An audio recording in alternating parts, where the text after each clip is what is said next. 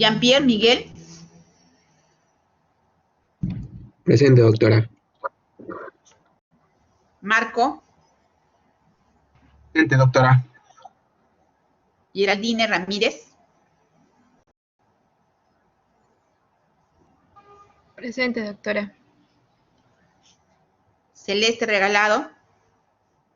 Presente, doctora. Luis Roca. Presente, doctora. Xiomara Rodríguez. Presente, doctora.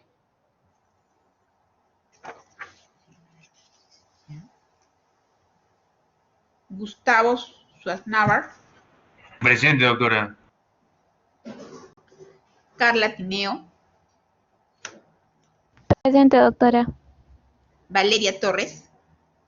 Presente, doctora. Bien. Josian Valencia. Presente, doctora. Josian. Cristal Vera. Presente, doctora.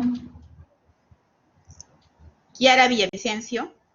Doctora, Kiara, esto que se conecta ahorita, ha tenido problemas de conexión. Ahorita esto que se conecta otra vez. Tiene bastantes problemas, ¿no? Porque no, la mañana también tuvo problemas con la conexión. Diana Wong. Doctora, ya me reconecté. Villavicencio, ya me qué bueno, reconecté, qué bueno. doctora. Ok. Doctora, buenos días. Castillo Sánchez. Lo que pasa es que mi micrófono no funciona. ¿Cómo te pidas perdón? Castillo Sánchez. No, todavía no te he llamado todavía, Gabriela. No te llamo todavía. ¿No? Ah, ya. Ok. No. Diego Barrientos. Presente, doctora. Ok. Lucila Carvajal.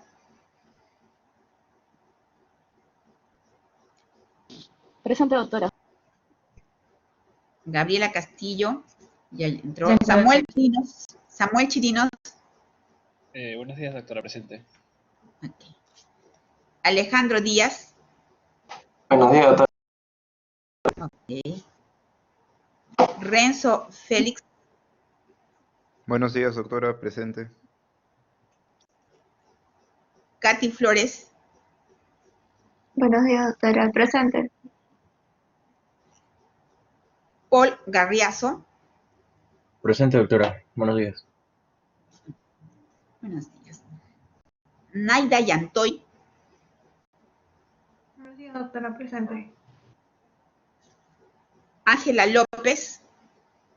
Presente, doctora, buenos días. Buenos días. Lisette Mamani. Buenos días, doctora, presente. Y Paul Medrano. Buenos días, doctora, presente. Ok, chicos. Supongo que todos deben estar cansados de terminar en el sábado. Después de la semana larga.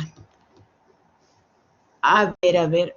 En la mañana hicimos el Kahoot y tuve problemas con mi internet y no pude compartir el resultado. Ya voy a ver si puedo compartirlo ahora, chicos, del Kahoot de la espondiloartritis. Un ratitito, déjame ver.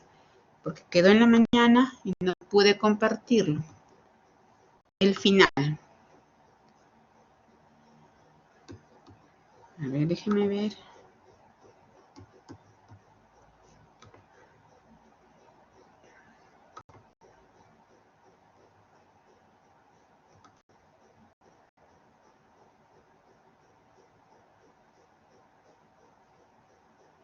Vamos a ver si puedo compartir el final del Kahoot. A ver, chicos.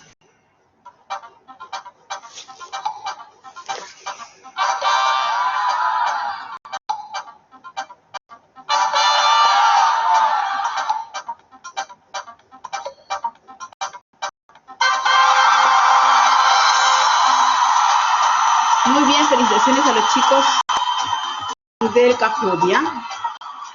No se ve, doctora. ¿No lo ve? No te creo.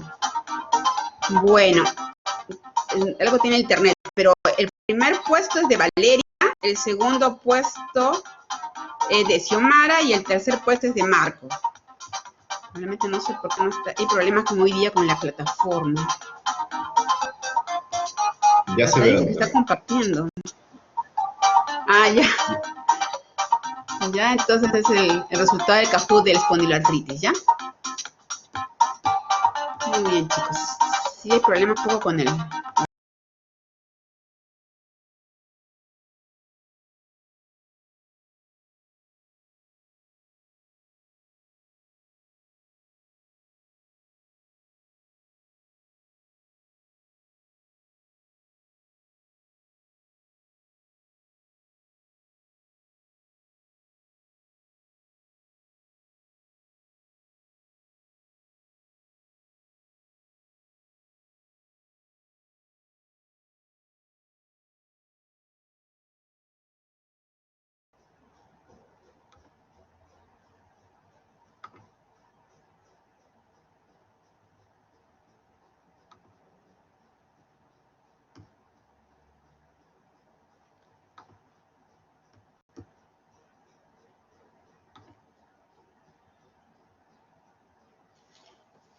Bien, el día de hoy vamos a adelantar un conversatorio sobre reumatismos extraarticulares porque hemos tenido algún problema con la presentación del caso clínico que lo vamos a realizar el día lunes. Todos los sábados, primero con el grupo que estamos rotando, vamos a hacer la revisión de un caso clínico, la discusión de un caso clínico. Entonces, esto lo van a hacer el día lunes y yo voy a adelantar ahora una revisión terapéutica de reumatismos extraarticulares, ¿ya? Los reumatismos extraarticulares son unas patologías muy frecuentes. Si hay algo que no entendiera, no se escucha, levantan la mano e interrumpen, no hay ningún problema. Ya, porque me gustaría que cualquier cosa que no se entendiera o si tuvieran alguna pregunta o algo que agregar, para hacerlo un poco más dinámico, se los voy a agradecer. Está compartiendo, ¿lo ven? Sí se ve, doctora. Sí, doctora. Ya. ¿Qué entendemos por reumatismos extraarticulares? Los reumatismos extraarticulares, como su nombre lo dice, son aquellos reumatismos que están fuera de la articulación. Generalmente hemos incidido mucho en los días anteriores sobre los compromisos a nivel de la articulación misma, ¿no? Entonces, cuando hablamos de artritis, hablamos de compromiso dentro de la articulación. Pero hay una gran cantidad de patologías y que son mucho más frecuentes que están fuera de la articulación. Aquí les he traído un esquema de la rodilla. Entonces, vemos aquí, por ejemplo, que fuera de la rodilla tenemos una serie de tendones. Acá en celeste vamos a ver con el puntero. Tenemos bursas, ¿no? Acá, por ejemplo, algo muy importante, la bursa ansiedina, que vamos a revisar su compromiso más adelante. Hay bursas, hay entesis, ¿no? Ya hemos conversado con sus compañeros sobre las entesopatías, sobre todo en las espondiloartropatías negativas, que son las zonas de inserción de músculos, ligamentos, tendones. Entonces, también está entre las patologías de compromiso extraarticular. La parte muscular, tendinosa, ligamentos. Como imaginarán, son una serie de patologías y depende de cada articulación. Entonces, acá les traje una imagen. Me preguntaron qué es una entesopatía. Entonces, aquí, por ejemplo, vemos la inserción de un tendón normal. Y cuando hay una entesopatía con inflamación, entesitis, puede haber lesión importante de la inserción y eso se llama entesopatía, que puede haber incluso inflamación o erosión. Cuando hay inflamación, entesitis, y solamente ya no hay inflamación, entesopatía también. Entonces, el grupo de esas enfermedades están clasificadas dentro de lo que se denomina reumatismo extraarticular o reumatismo no articular. Son un grupo de entidades independientes. ¿Qué quiere decir? Que pueden ser parte de las enfermedades reumáticas que estamos mirando, la artritis reumatoide, la espondilitis anquilosante, etcétera, incluso el lupus eritematoso, o pueden ser independientes en pacientes que no tienen ninguna patología sistémica o alguna patología de otro tipo articular. O sea, cualquiera de nosotros podríamos hacer una un compromiso no articular o extraarticular. Los cuadros que involucran son muy variables, ¿no? Y son amplios. Los síndromes miofaciales, incluso la fibromialgia lo clasifican también dentro de los cuadros no articulares. Tendonitis, antes llamado como tendinitis, de repente lo utilizamos como sinónimos, tendonitis o tendinitis, bursitis, entesitis, como les había explicado en la diapositiva anterior, e incluso vamos a revisar a las neuropatías por atrapamiento.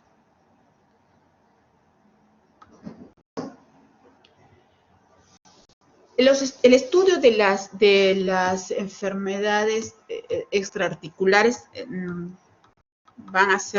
datan de hace mucho tiempo.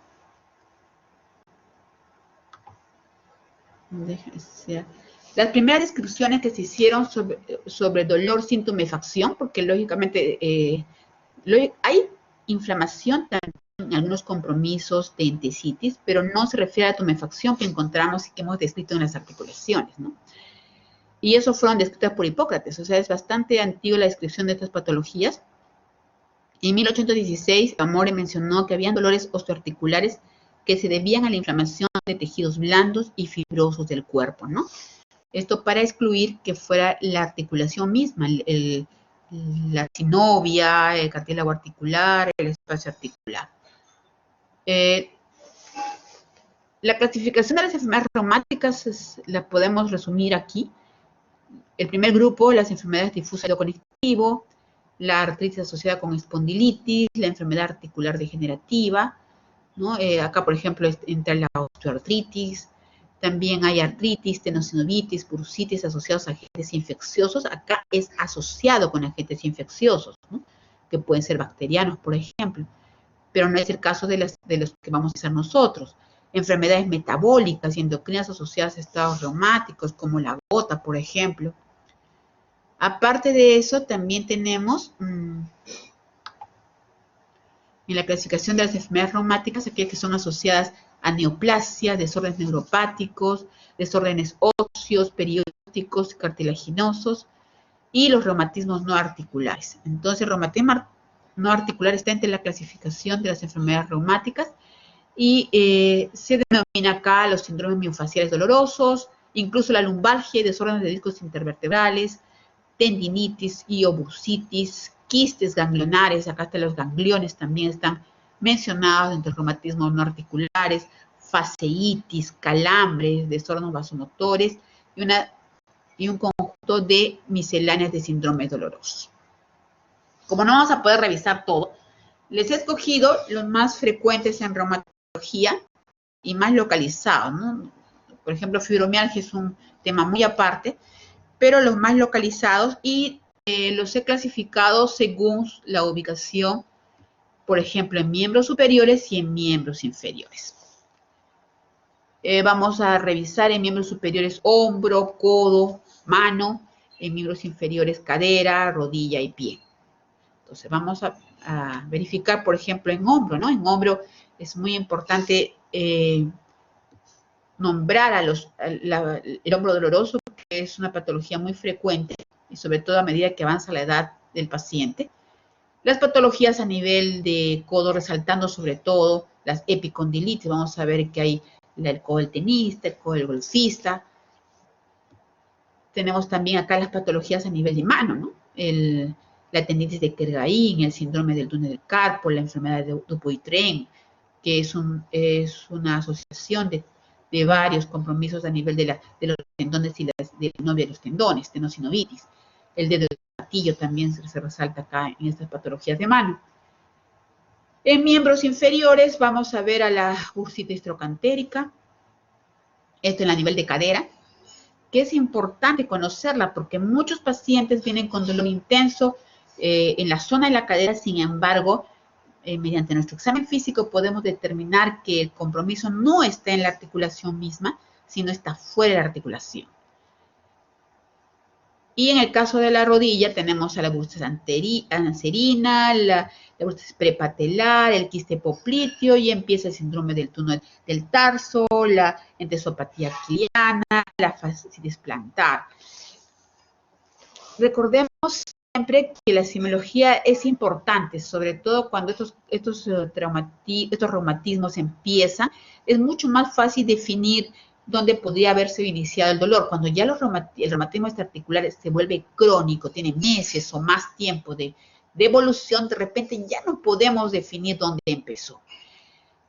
¿Qué tenemos que tener en cuenta sobre los reumatismos articulares?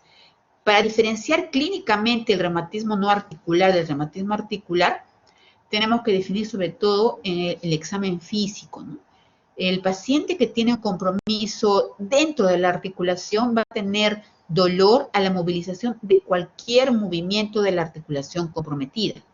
Si yo tengo problema a nivel articular de la cadera, voy a tener dolor a la flexión de la cadera, a la extensión, a la rotación externa, a la rotación interna, a la abducción, a la aducción, como hemos revisado en nuestro examen físico. O sea, si el compromiso es dentro de la articulación, lógicamente el dolor va a ser a todos los movimientos de la cadera. El dolor, generalmente el dolor puede ser mucho más intenso.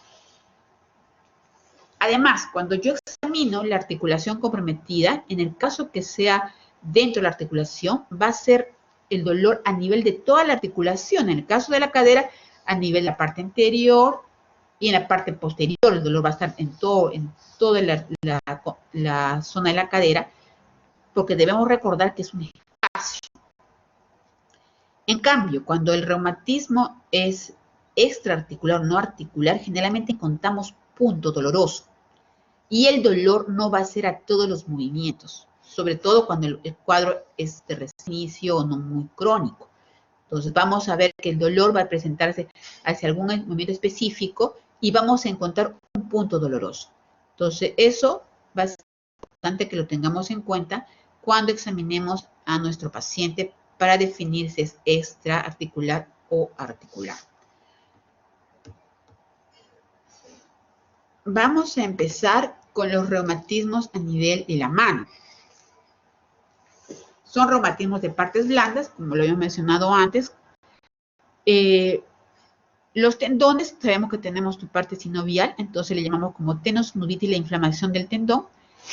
Digital, porque está relacionado con los tendones de los dedos.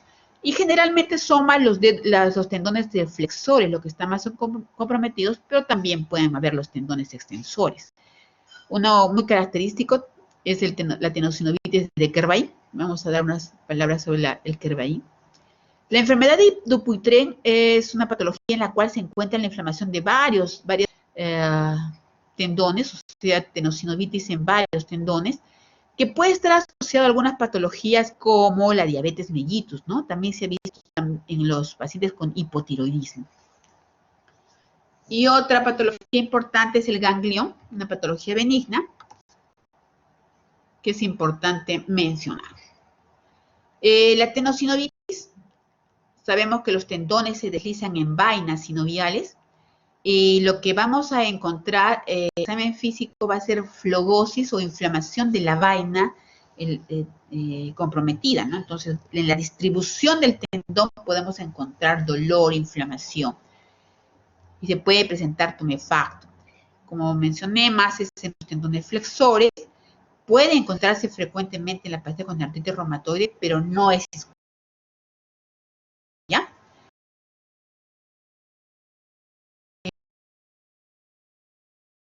Va a ser desencadenado con la flexión y la extensión. Y puede palparse precipitación en la zona comprometida. Acá una imagen de cómo deberíamos, ¿no?, examinar el tendón flexor, en este caso el tercer dedo, el flexor de esta mano. Entonces, en esa zona vamos a desencadenar dolor. Es importante siempre hacer un examen completo, porque muchos pacientes pueden tener tenosinovitis y pensar que tienen artritis, pero para ello es importante el examen físico. Nosotros ya estamos aprendiendo a examinar articulaciones y sabemos dónde buscar las articulaciones y viendo la imagen sabemos que en esta zona no examinamos articulaciones.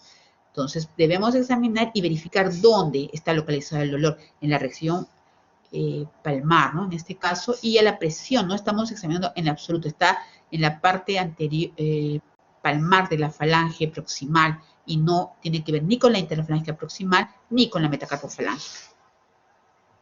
Y produce dolor en esa zona.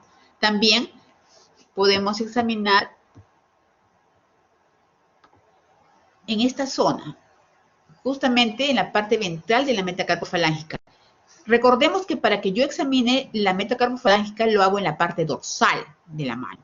En cambio, cuando examino los tendones flexores, lo hago, y sobre todo para el dedo en gatillo, lo hago en la zona ventral. Entonces, en esta zona es muy frecuente que si yo comprimo digitalmente, voy a producir dolor intenso. Y más, si yo le hago flexionar al paciente el dedo mientras presiono, voy a ver cómo con el movimiento de extensión y flexión voy a encontrar un nodulito palpable muy doloroso. Y el paciente, esa es la zona que me duele, lo fija el dolor en esa zona. Entonces recuerden, tanto examinar en la zona ventral del dedo como en la zona ventral de la articulación metacarpofalángica del dedo que esté comprometido.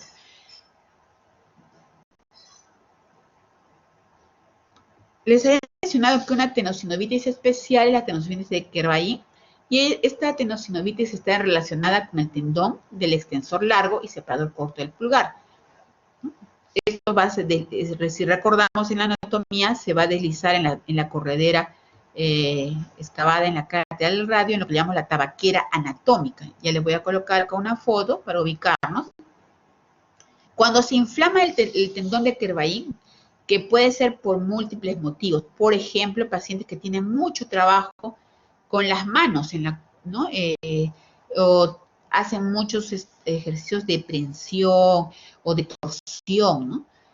Es frecuente en las mujeres puérperas la presencia de tenosinovitis de Kervain. La inflamación va a producir tumefacción localizada a nivel del radio y limita en forma importante, cuando hay bastante inflamación, la movilidad y la fuerza de presión. Vamos a ver la maniobra de Finkelstein, que permite diferenciarlo de la risartrosis. El dolor a nivel de cuando hay inflamación del tendón de Kervain está en esta zona, ¿no? A nivel de la tabaquera anatómica. Y acá vamos a ver la maniobra de Finkelstein. Entonces, le pedimos al paciente que flexione, ¿no? los dedos, colocando el segundo, tercero, cuarto y quinto encima del primer dedo, y hacemos una desviación cubital forzada, como vemos en la imagen. Si esta maniobra produce dolor en esta zona, hablamos de Finkelstein positivo y nos hace el diagnóstico, ¿no?, de tendinitis de Kervain. Pero en esta zona recordemos que también tenemos articulaciones. Y acá tenemos a lo que llamamos la risartrosis, ¿no? Justamente acá está la tabaquera anatómica y acá los pacientes pueden presentar dolor también, lo que se llama risartrosis o artrosis de la primera de la articulación trapecio metacarpiana.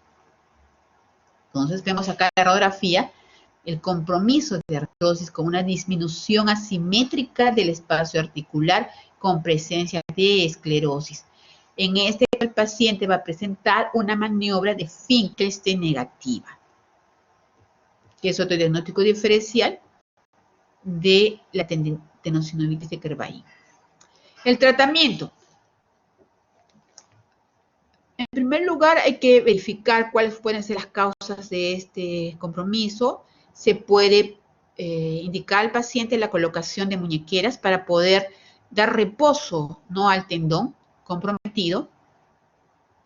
Utilizamos también antiinflamatorios, lógicamente con las indicaciones que conocemos, que hemos revisado, con protección gastrointestinal, viendo los antecedentes del paciente por tiempo corto. Si el paciente no mejora, podemos utilizar terapia física, ¿no?, en la cual hay aplicación de calor, TENS, etcétera, para poder desinflamar el tendón. Y cuando el paciente, a pesar de esto, no mejora, podemos ir a lo que nosotros llamamos la infiltración.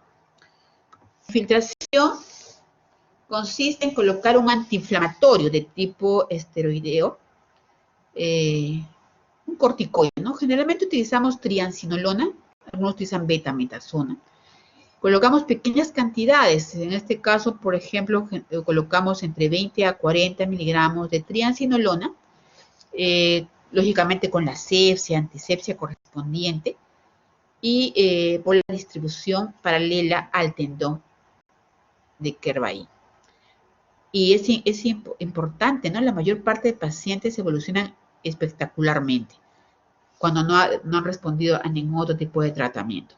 Pocas veces se requiere hacer 2 o 3 infiltraciones, pero gente con la primera infiltración se puede evidenciar mejoría del paciente. Esto con respecto a la tendinitis de Kervain. En cuanto a la tenosynovitis digital, cuando es ya mucho más severa, produce lo que se llama dedo en resorte o dedo en gatillo, que les había estado mencionando. Cuando ya es más crónica, entonces el paciente ya no puede extender el dedo por la inflamación severa de la tenosynovitis. En estos casos, el paciente ya no puede extender el dedo y le dificulta mucho la movilización de la mano y dolor. Generalmente es un cuadro más crónico, ¿no? Que tiene más tiempo de evolución. Y los más comprometidos generalmente son el segundo y el tercer dedo. Viendo acá una imagen, parece ser el cuarto dedo, en la cual el paciente, el dedo se queda flexionado en esta forma, no puede estirarlo, o lo hace con mucha dificultad. Y cuando lo hace, uno siente como si estuviera saliendo una traba, ¿no? Se siente un ruidito incluso como un gatillo, por eso dicen dedo en gatillo. El tratamiento también en estos casos, cuando ya son más severos, también es ideal empezar con infiltración, y a veces cuando ya no hay respuesta, tiene que ir a cirugía para poder limpiar el tendón comprometido. Ya son casos más severos. Otra patología que quería mostrarles es el ganglión. De repente ha habido algún familiar o algún paciente que les ha mencionado que le salió como un bultito a nivel de la región de la muñeca, que es mucho más frecuente en la región dorsal de la muñeca. Es frecuente encontrar esta patología y es una patología benigna, ¿no? Es importante conocerla porque es una patología benigna. Se le describe como una masa redondeada. ¿Por qué? Porque es como una tumefacción quística. Hay líquido sinovial dentro de esta tumoración. Consistencia líquida, cara dorsal y menos frecuentemente en la cara palmar del carpo. Cuando lo palpamos hay renitencia y generalmente no duele. Depende también del tamaño del ganglión, ¿no? Cuando son gangliones pequeños, incluso a veces podemos desaparecerlo y después volver a reaparecer. Cuando son más grandes es más difícil poder hacer esta maniobra. Y cuando aspiramos, generalmente tenemos que hacerlo con agujas gruesas porque la consistencia del líquido es gelatinosa y si utilizamos una aguja delgada, entonces no podemos aspirar, no extraemos nada. Entonces generalmente utilizamos agujas gruesas, número 18, para poder aspirar y obtenemos un líquido gelatinoso. El ganglión, el tratamiento del ganglión básicamente es, si no hay dolor, es estético, ¿no? O simplemente no se trata porque no produce mayor manifestación. En el caso que sea muy grande y ya produzca dolor y pueda haber limitación para la función de la articulación donde está presente el ganglión, en ese caso se puede llegar a aspirar el líquido y hacer también infiltraciones, aunque muchas veces tiene la recidiva. Y en el caso que a pesar de eso produzca dolor en el paciente o algún otro tipo de sintomatología, se va a la parte quirúrgica para la extracción del ganglión. En humano también es importante las neuropatías por atrapamiento, también son muy frecuentes y de repente muchos de nosotros estamos sufriendo eso porque estamos constantemente con el mouse, manejando las computadoras y hacemos con mucho trabajo con la muñeca. Cuando hacemos flexión, extensión de la muñeca, podemos producir inflamación o traumatismo al nivel del nervio mediano con la sintomatología correspondiente. Sabemos que el nervio mediano tiene sensibilidad y tiene motricidad y por ello la sintomatología va a depender de la distribución de este nervio. como concepto deriva de la compresión del nervio mediano a nivel de la muñeca, y los síntomas más frecuentes son dolor y parestesias a predominio nocturno. Incluso puede afectar el sueño, manifestando el paciente como un dolor de tipo sordo, como pesadez. El paciente menciona que puede ceder cuando eleva el brazo y cuando empieza a agitar la mano. La molestia puede incluso llegar a comprometer la motricidad, y el paciente puede referir que las cosas se le caen de las manos. Y cuando hacemos un examen físico podemos encontrar incluso hipotrofia o atrofia tenar. Entonces, es un cuadro que puede ir desde ser leve a ser severo, muy severo, y incluso cuando pasa mucho tiempo puede ya ser irreversible. ¿Qué causas pueden producir un síndrome del túnel del carpo? Son muy variadas. Hay idiopática, en la cual no encontramos ninguna causa específica, de repente excepto el trabajar mucho con las manos, traumas o microtraumas que puedan producir alteraciones a nivel de los tendones o de los huesos que están a nivel del carpo. Las artritis inflamatorias, lógicamente, si yo tengo una inflamación importante al nivel de la muñeca, va a estar comprimiendo al nervio mediano en su paso por el canal del carpo. El lupus eritematoso también puede presentar el síndrome del túnel del carpo. Las artritis por microcristales también, ¿no? Presencia de microcristales, inflamación por la presencia de estos microcristales también inflaman la zona de la muñeca y pueden producir compromiso del nervio mediano. La diabetes mellitus también, y de repente más es ahí por el compromiso neuropático que tiene la diabetes mellitus, por el compromiso vascular que presenta en la microvasculatura, ¿no? El hipotiroidismo también se ha asociado. Algunos mencionan que el hipotiroidismo podría producir el síndrome del túnel del carpo por el edema producido secundario al hipotiroidismo. La acromegalia también está asociada. La inflamación de los tendones flexores también, al haber aumento de volumen de los mismos, podría producir compresión al nervio mediano.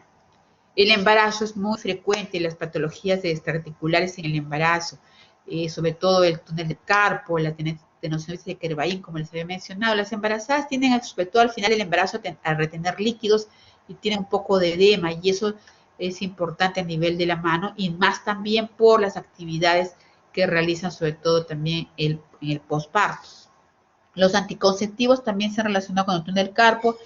Enfermedades de depósito como amiloidosis, justamente la presencia de amiloide también disminuiría el espacio dentro del canal del carpo. La osteodistrofia renal, el mieloma múltiple, la presencia de un ganglión que disminuye el espacio a nivel de la muñeca. Lipomas, ¿no? En ese caso, si el túnel del carpo es producido por alguna tumoración muñeca, un ganglión, un lipoma, y produce mucha hematología, tenemos que extraer el ganglión o el lipoma o el hemangioma, etcétera, que podría estar lesionando al nervio, ¿no? Infecciones, obesidad también han sido relacionados con el síndrome del túnel del carpo. Si hay alguna pregunta.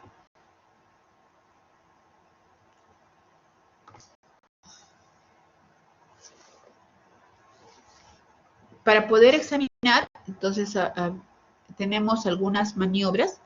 TINE, que consiste en la percusión en el túnel del carpo, sea a nivel de la región ventral de la muñeca. Y el Fallen, cuando se hace presión en el túnel del carpo, vamos a ver una maniobra, una diapositiva más adelante. Y el flick también es positivo con el paciente al ser preguntado qué hace usted con la mano cuando los síntomas están peor, y responde que agitando la mano. Entonces eso se llama como flick positivo, ¿no? Mejora. Aquí tenemos, por ejemplo, la imagen de lo que es el Fallen, ¿no?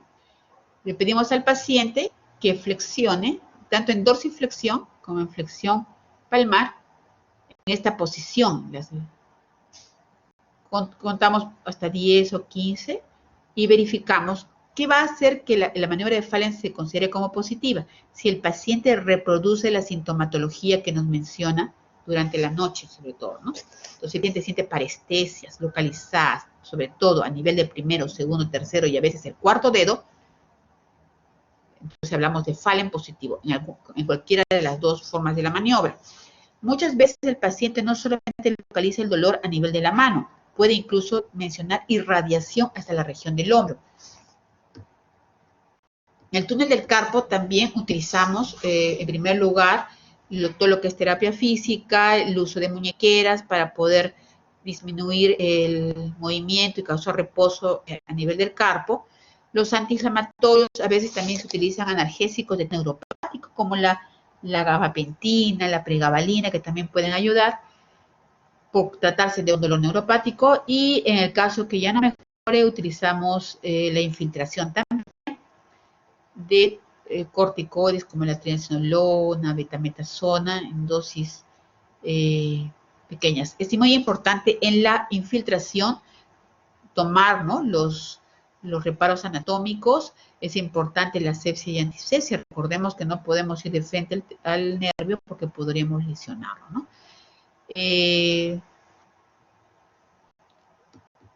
Acá tenemos, por ejemplo, otra foto de una muñequera. Y en casos mucho más severos, ya tenemos que ir hacia la cirugía. Acá tenemos muñequeras, ¿no?, que nos podrían ayudar a el tratamiento del túnel del carpo. El túnel del carpo, entonces, medidas generales, medicina física y rehabilitación, analgésicos, AINES, corticoides y, por último, el tratamiento quirúrgico. Para el diagnóstico, generalmente es más clínico. Podemos también complementarlo con la electromiografía y también los ecografistas preparados en exámenes articulares también nos pueden ayudar para el diagnóstico, ¿no? Pero generalmente más se hace con el cuadro clínico. La electromiografía de repente es para ver la severidad, para ver si hay necesidad o no de tratamiento quirúrgico. Cuando indicamos el tratamiento quirúrgico en el túnel del carpo, cuando hay falta de respuesta al tratamiento médico, cuando vemos un déficit sensitivo motor importante como atrofia de la eminencia tenar, cuando hay lesiones que ocupan el espacio que requieren extirpación. Y cuando los síntomas empiezan a progresar cada vez más, incluso cuando no mejora más de 2 meses de tratamiento. Hay pacientes que llegan con dolores intensos que simulan una artritis reumatoide, pero es importante definir las características del dolor y el examen físico. Si yo tengo un paciente que tiene dolor en ambas manos, pero es un dolor difuso, no es un dolor localizado solamente en la articulación, que se acompaña de parestesias o dolor tipo neuropático, debo pensar en esto. Porque imagínense, el tratamiento es totalmente diferente entre un paciente con túnel del carpo a un paciente con una artritis reumatoide, ¿no? Es totalmente diferente, por eso es importante verificar tanto las características clínicas como el examen físico.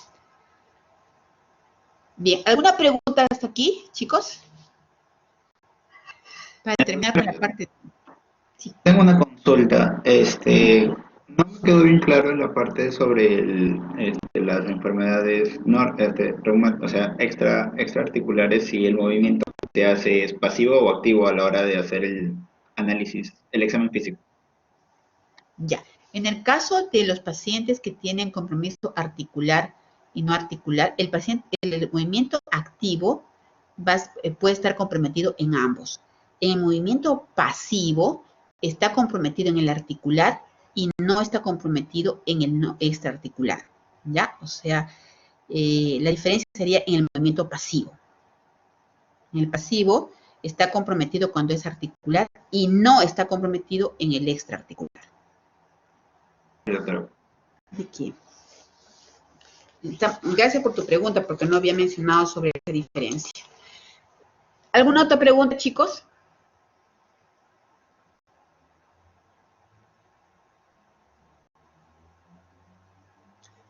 Bien, entonces vamos a continuar con la parte de reumatismos a nivel del codo. Y aquí es importante mencionar la epicondilitis, pero hay dos epicondilitis, la epicondilitis del codo del tenista y la del codo del golfista, que la vamos a mencionar más adelante, y la bursitis olecraniana aguda. Recuerden que las bursas están fuera de la articulación. Vamos a ver primero las bursas para ver después de epicondilitis.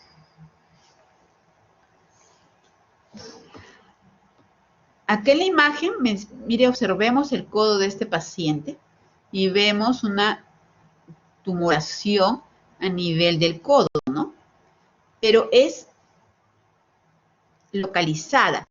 Recuerden que el codo está a nivel de toda la articulación, tanto en la parte externa como en la parte anterior, interna y posterior. Entonces, cuando hay inflamación del codo, no van a ver una inflamación localizada como acá, sino va a ser inflamación general.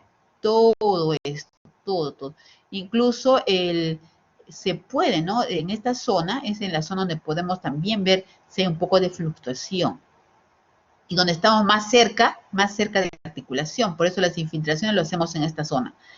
Pero acá no, acá están observando que hay una tumefacción localizada en la parte externa a nivel del olecranon del codo. Y eso también nos podría ayudar a detectar una diferencia entre extraarticular e intraarticular. Acá está localizado, ¿no? Esta patología sí se ve en pacientes, por ejemplo, que están asociadas con enfermedades como la gota. También se puede ver en la arteria reumatoide, y no tanto bilateral, sino unilateral en pacientes sin ninguna patología. Lo primero que debo descartar es que no vaya a ser que usted sea infecciosa, ¿no? Y lo que hacemos es la extracción del líquido de la bursa para descartar que no haya infección y esa sea la complicación. La tumefacción puede ser tan extensa como esta, ¿no? Generalmente cuando tienen esta intensidad está asociada más a enfermedades de tipo de cristales. Pero se considera como un reumatismo articular. Si ustedes observan, la tumefacción está en esta zona y en la parte anterior no hay nada de tumefacción, ¿no? Es extraarticular. El tratamiento para el caso de la bursitis, lógicamente hay que determinar si no hay una causa que esté ocasionando la bursitis, descartar que sea infecciosa, descartar que sea secundaria a gota o otras enfermedades metabólicas. Y según eso, el tratamiento con antiinflamatorios, aspirarla, esto si es necesario y se puede hacer infiltración. Y generalmente esto remite, aunque podría haber una recaída posterior dependiendo de la causa. Tratamientos antiinflamatorios también son indicados. Si fuera infecciosa, lógicamente van a tener que hacer el tratamiento antibiótico, ¿no? Esto en cuanto a la bursitis olecraniana. Recuerden la diferenciación de artritis en el codo, que es diferente, ¿no? En cuanto a las epicondilitis, tenemos aquí el codo del tenista y el codo del golfista. Vamos a ver primero el codo del tenista, que es cuando hablamos del epicóndilo lateral, ¿no? Hay dolor y sensibilidad en la parte lateral del epicóndilo lateral del húmero. Y el dolor va a ser producido a la dorsiflexión contra resistencia de la muñeca. Recuerden que los he mencionado que los reumatismos extraarticulares van a ser desencadenados por algunos movimientos. En el caso del codo del tenista, si nosotros hacemos dorsiflexión, ponemos resistencia en la muñeca, va a producir dolor en esa zona. El diagnóstico es clínico, generalmente no necesitamos otra ayuda diagnóstica. En la radiografía no vamos a ver nada. Algunas veces se puede ver calcificación en la zona de inserción, pero eso no es frecuente. Entonces no debemos pedir radiografía en el estudio de la epicondilitis. Y la ecografía pocas veces, de repente lo podemos pedir cuando el paciente no responde al tratamiento, tiene muchas recaídas para ver si hay lesión a nivel del tendón, pero generalmente no se realiza ayuda diagnóstica más que el diagnóstico es clínico. Los sinónimos que se utilizan para la epicondilitis lateral, codo del tenista, codo del remero, dolor lateral del codo, y básicamente es por la forma como manejan los tenistas, ¿no? La mano. Ellos hacen los movimientos de dorsiflexión de la muñeca en forma frecuente y con mucha fuerza. Pero no son los únicos que lo presentan, o sea, es frecuente también la población que no practica tenis, lógicamente. ¿Y a qué se refiere dónde está la afectación a nivel de la epicondilitis en el cual tenista? En esta zona van a tener la inserción los siguientes músculos, ¿no? El supinador largo, el primer radial, el segundo radial y el supinador corto. ¿Y qué cosa es lo que realizan? La extensión y la supinación de la mano. Entonces, lógicamente, ante estos movimientos es lo que va a producir dolor, porque hay una inflamación en la inserción de esos tendones. ¿Qué antecedentes, por ejemplo, se mencionan? Esfuerzos generalmente repetidos como torcer ropa, levantar paquetes, manejar destornilladores. Siempre recordemos que en la cara externa es el codo del tenista. El dolor se puede irradiar no solamente en el codo, sino puede irradiarse al antebrazo sin llegar a la muñeca, ¿no? Puede irradiarse a todo el antebrazo. Algunos incluso pacientes pueden ser un poco difuso. ¿Cómo van a detectarlo en el examen físico? La palpación en el punto es muy sensible esa maniobra. El paciente detecta un dolor intenso, a veces ni siquiera se había dado cuenta que era la zona que más le dolía. Por eso cuando hagamos el examen articular siempre revisemos esos puntos, sobre todo si nos está diciendo que el dolor es localizado a nivel del codo. La prevalencia en la población es de 1 a 3% y la incidencia es mayor entre los 40 y 50 años, ¿no? En las mujeres se alcanza hasta un 10%, en la práctica clínica en 4 a 7 por 1000 habitantes. Acá le estoy poniendo una foto para que recuerden dónde está la ubicación, ¿no? En el epicóndilo lateral. Entonces yo presiono, ya sabemos que la presión que debemos hacer solamente es cuando logramos blanquear levemente el lecho ungueal. No debemos presionar más porque si no vamos a producir dolor así no tenga epicondilitis. Entonces la presión debe ser suficiente con blanquear el lecho ungueal y produce dolor en la epicondilitis lateral en este punto, ¿no? Y si evaluamos el resto va a ver que no hay dolor en el resto de la articulación. El tratamiento en la epicondilitis lateral también se pueden utilizar en la parte de terapia física, hay coderas, ¿no? Y se colocan, no traje una foto, pero se coloca vendas que tienen así con pega-pega en la parte del antebrazo, ¿no? Y eso también ayuda a disminuir la tensión a nivel del epicóndilo. Además, podemos hacer también terapia con antiinflamatorios con las indicaciones que ya sabemos. Y cuando ya no mejora, también podemos hacer infiltraciones, como se observa en la imagen, ¿no? Medidas generales, farmacológicos, antiinflamatorios, medicina física y rehabilitación, y la infiltración con corticoides y silocaína. Infiltramos el punto doloroso y diferentes técnicas, algunos lo hacen en abanico, otros directamente al punto comprometido, reposo después de la infiltración, y generalmente se resuelven. Algunos pacientes tienen tendencia a la recaída, sobre todo cuando mantienen sus actividades desencadenantes. El otro epicondilitis es la epicondilitis medial o epitrocleitis. Y entonces es de la que se llama el codo del golfista. Se ubica en la cara interna, ya no vamos a la cara lateral, sino a la cara interna del codo, y corresponde a la inserción de otros músculos.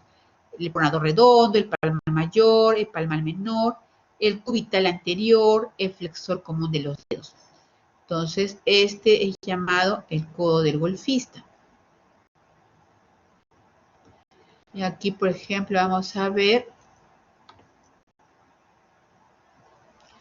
la localización, ¿no? La parte, miren cómo está sostenido el brazo de la paciente, y es en la parte interna, ¿no? Ligeramente por delante de la región, ¿no? del oecrano, en la parte interna. Entonces también presiona y produce un dolor importante en esa zona, ¿no?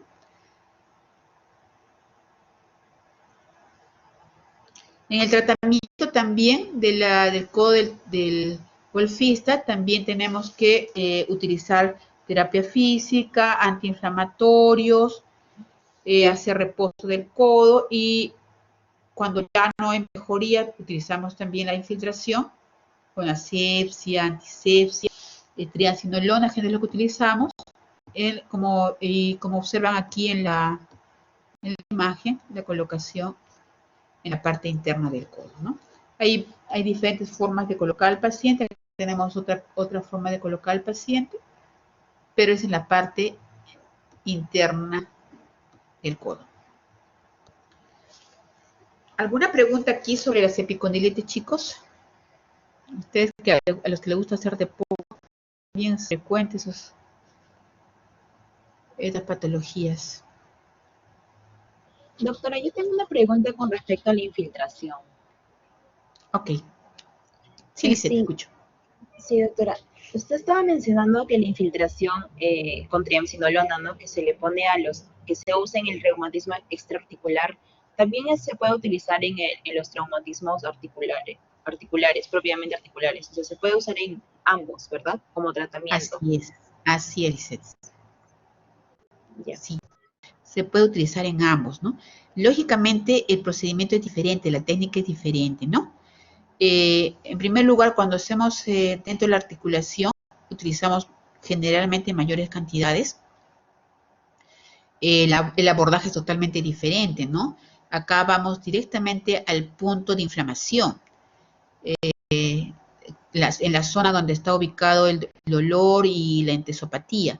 En el campo de las articulaciones hay diferentes técnicas, depende de la articulación para poder ingresar a la articulación.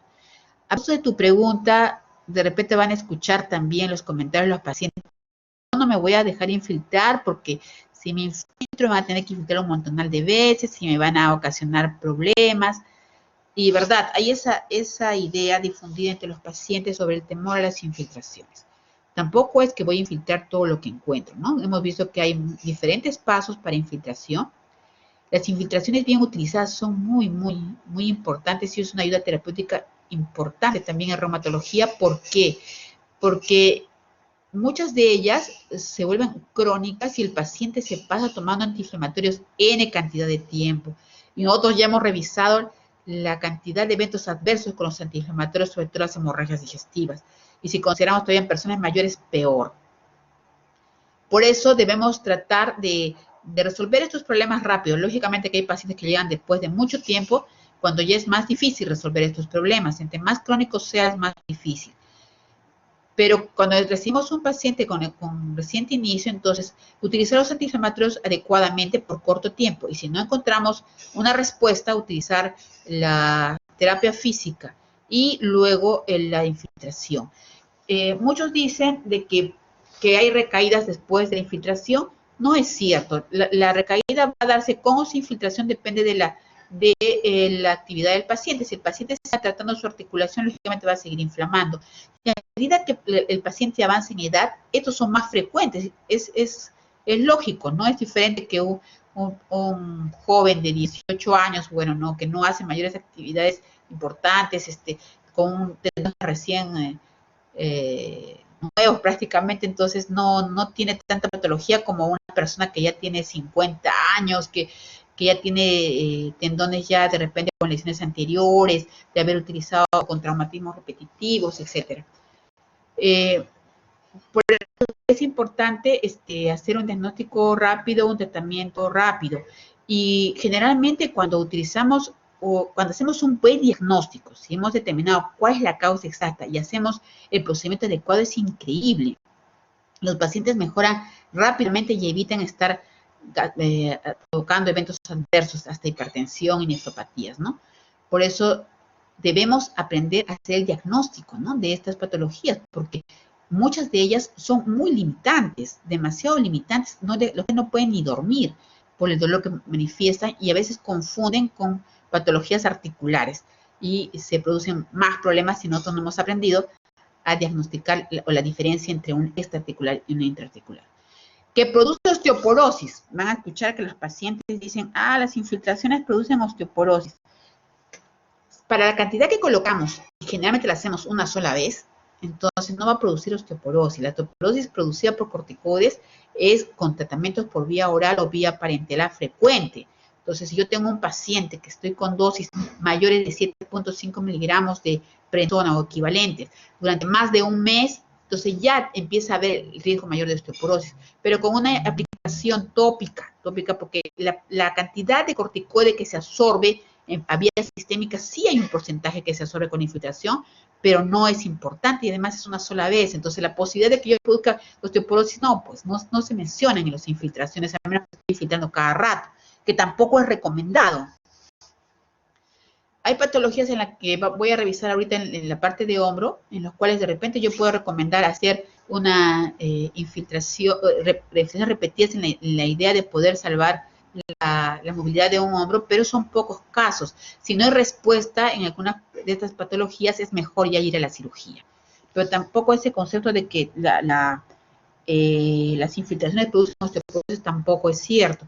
Y la otra complicación que puede haber con las infiltraciones es las infecciones, ¿no? Pero lógicamente esto tiene que ser realizado con la asepsia y antisepsia de ¿no? Y por personal que está capacitado para hacerlo. Si cualquier persona lo va a hacer y sin las medidas adecuadas, lógicamente va a poder producir una infección, como que lo produce también una inyección intramuscular mal aplicada, etc. Pero la posibilidad de infección es rarísima, se habla de 1 en 100.000. Entonces no es frecuente y si lo hacemos con los debidos cuidados, pues tampoco debe suceder. Gracias, Alicia, por tu pregunta. ¿Alguna otra pregunta?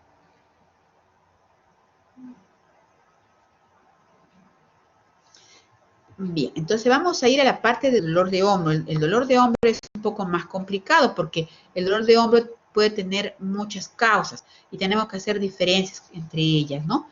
En primer lugar, hay que determinar si el dolor se origina o no en el hombro. Les cuento que hemos tenido pacientes que nos han llamado con dolor de hombro y cuando hemos ido a verlos, primero le hemos preguntado si estaba localizado, lo refería a nivel del hombro.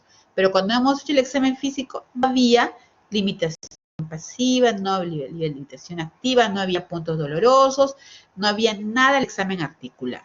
Entonces, esos son los dolores referidos y hay que tener mucho cuidado con ellos, ¿no? No parten el hombro, sino vienen de algún otro órgano por referencia. Y si sabemos que ese está en el hombro, entonces hay que diferenciar si es interarticular o extraarticular de partes blandas. Entonces, son los pasos que debemos seguir para un dolor de hombro. La mayor parte de las patologías en hombro son periarticulares, o sea, extraarticulares. Es muy raro que sea dentro de la articulación del hombro. Entonces, la mayor patología que está localizada a nivel del hombro son extraarticulares. Las articulares se calculan en un 3% aproximadamente. También puede haber dolor del hombro por compromiso a nivel óseo de la región del húmero, ¿no? Escápula, por enfermedades como Payet, neoplasias, traumatismos, osteonecrosis, infecciones. Si yo tengo algún antecedente que pudiera hacerme sospechar en estas patologías, debo, en primer lugar, evaluar con una radiografía, ¿no? Porque yo, por ejemplo, la enfermedad de Payet, yo voy a ver en la radiografía la presencia de las alteraciones propias de Payet, o si hay metástasis, ¿no? O lesiones osteoblásticas, el mieloma, por ejemplo, ¿no? Entonces, si yo tengo un paciente que a pesar de tener dolor en el hombro, tiene manifestaciones sistémicas de otro tipo, o tiene antecedente de un traumatismo, entonces, en primer lugar, debo ver una radiografía para descartar esas causas. Y como les había mencionado en el dolor referido, las extrínsecas, ¿no? O sea, que sean de otras vísceras, por ejemplo, el compromiso a nivel diafragmático, compromiso a nivel de vías biliares, el compromiso cardíaco, que lo sabemos, los infartos de miocardio pueden dar dolores irradiados hacia el hombro, algo de distrofia, etcétera. Entonces, tenemos que verificar si el dolor está en el hombro o no, para descartar todas las patologías. Y ya vamos específicamente, ya hemos descartado que sea un dolor referido, que sea un dolor óseo, que sea un dolor articular, nos vamos a lo que es reumatismos de partes blandas y aquí vamos a mencionar algunos de los más frecuentes. Generalmente el manguito rotador, sobre todo el cual está en su mayor parte conformado por el tendón supraespinoso, es el más importante. ¿Ya? El manguito rotador es uno de los más comprometidos en el dolor del hombro. Le he puesto aparte porque es diferente que yo tenga un tendón sin calcificación a un tendón calcificado. Cuando el tendón está calcificado, tiene un compromiso ya, un pronóstico peor. En el caso de la tendencia a hacer más recaídas o a ser más difícil su tratamiento, porque ya la calcificación indica ya una patología ya establecida con presencia de cronicidad y los depósitos de calcio, la ruptura de esos depósitos de calcio pueden producir inflamación más frecuente. Entonces, la tendencia calcificante lo he puesto aparte porque tiene una evolución más tórpida y más recaída, ¿no? Ahora, eso puede ser en cualquiera de los tendones que vamos a mencionar. El tendón bicipital, ya vamos a ver un esquema posterior, en la parte anterior del hombro, se refiere con el músculo bicipital, que puede inflamarse en la zona de la corredera bicipital. La bursa subacromial también, muy importante, una bursa que está debajo del acromio, y aquí una anatomía del hombro para irnos ubicando, ¿no? Acá, por ejemplo, tenemos a nivel de la parte anterior el tendón bicipital, ¿no? La parte anterior, y el dolor generalmente está localizado en este. En el caso del acromio, vamos a ver que está hacia la parte lateral y la bursa subacromial está en esta zona, por lo tanto el dolor va a ser localizado. En el caso del tendón del supraespinoso, el manguito rotador, está en esta zona, incluso en la parte posterior y en la parte anterior. Entonces, más en la parte anterior también, pero más internamente que el tendón bicipital. Vamos a ver aquí. Vamos a revisar primero el manguito rotador.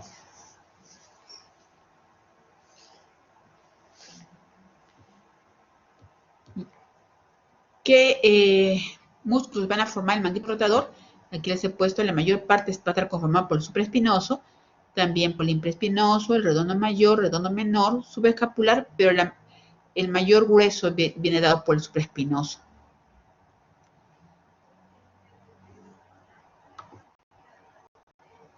Aquí, por ejemplo, se observa en la radiografía, cuando ya es más crónico, la calcificación del supraespinoso.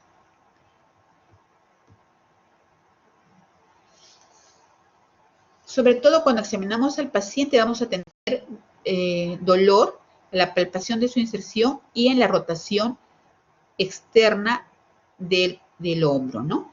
Esta patología está asociada con la utilización frecuente y repetitiva del hombro. Se presenta más a partir de los 30 años y el compromiso puede ser desde leve a severo, ¿no?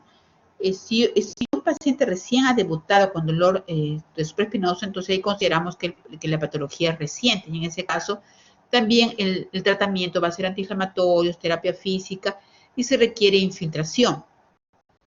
Pero si la patología ya es muy crónica, me estoy hablando de más de 6 meses o años, es muy importante definir el estadio del tendón supraespinoso, sobre todo, y ahí utilizamos la ecografía, porque recordemos que la radiografía nos va a dar imágenes solo cuando haya calcificación. Pero si no hay calcificación, no vamos a poder verificar tejidos blandos, y la mejor ayuda diagnóstica en ese caso es la ecografía, y la ecografía nos puede informar cómo se encuentra la estructura del tendón supraespinoso. Hay un porcentaje importante en la cronicidad de esta patología en la cual hay ruptura parcial del supraespinoso y en algunos casos ruptura total del supraespinoso. Cuando tengo una ruptura parcial del supraespinoso, está contraindicada la infiltración, porque yo puedo ocasionar la ruptura total. Hay diferentes técnicas para la infiltración del hombro, hay técnicas anteriores, técnicas posteriores, pero si sobre todo siento por la parte anterior, podría romper y complicar más al paciente. Por eso también es importante tener en cuenta la cronicidad del cuadro en esta patología. El tendón que habíamos mencionado es el tendón bicipital, ¿no? Acá lo está señalando en la parte anterior, y nosotros si podemos, colocamos la mano sobre el hombro contralateral y tratemos de flexionar y extender el codo, y vamos a ver cómo en la zona que está mencionando el examinador en la foto, sentimos cómo corre el tendón bicipital. A ver, traten de hacerlo y sientan cómo corre el tendón bicipital. Esa es la zona del tendón bicipital y el dolor va a estar referido cuando esté inflamado. La patología del tendón bicipital raras veces llega a ser tan severa como llega a ser en el supraespinoso, pero sí se han algunos casos en los cuales se puede ver ruptura del tendón bicipital, y acá vemos, mire cómo se observa al bíceps retraído, ¿no? En casos muy severos con ruptura del tendón bicipital. Entonces, el diagnóstico básicamente es con la flexión y extensión ¿no? del codo y vemos allí cómo se produce el dolor a nivel de la corredera bicipital. El tratamiento también antiinflamatorios, terapia física, y en el caso que no mejore, iríamos hacia la infiltración. Lógicamente que en el caso de ruptura, tanto en el tendón supraespinoso como en el tendón bicipital, sería más quirúrgica. En algunos casos, en el supraespinoso, olvidé mencionar, solamente es terapia física, depende de la gravedad del cuadro.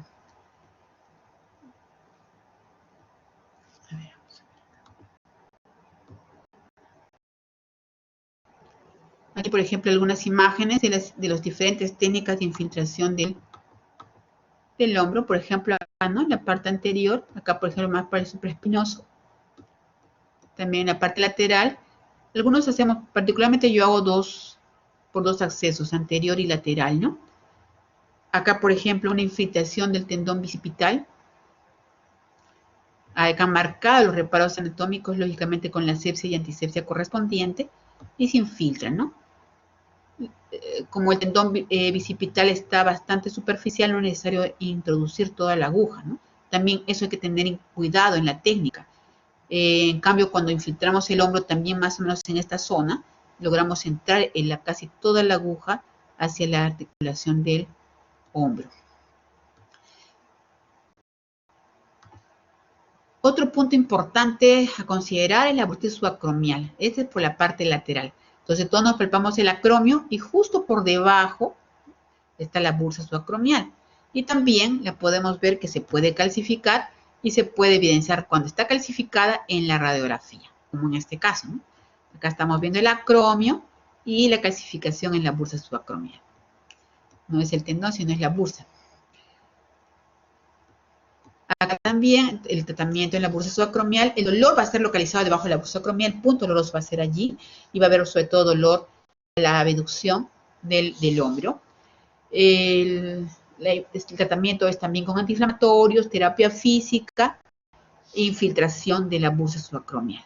Entonces, como resumen del tratamiento del hombroso, medidas generales, farmacológico, medicina física y rehabilitación, la infiltración y la cirugía, ¿no? En el farmacológico consideramos la infiltración. Por ejemplo, vemos acá, están haciendo un abordaje de la bursa subacromial.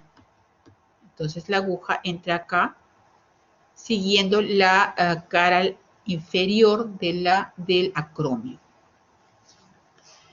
La patología de hombro es una de las más frecuentes entre los reumatismos articulares. En casos muy severos, puede llegar ya a comprometer todo el hombro y se produce lo que se llama capsulitis adhesiva. ¿Y por qué sucede esto? Cuando el paciente tiene mucho dolor, sobre todo cuando ya se agrava, ya no puede ni siquiera durante la noche, cualquier movimiento les produce dolor intenso. No pueden dormir para ese lado y como ellos ven que el dolor va a ser desencadenado por el movimiento, entonces los pacientes tratan de no movilizarlo.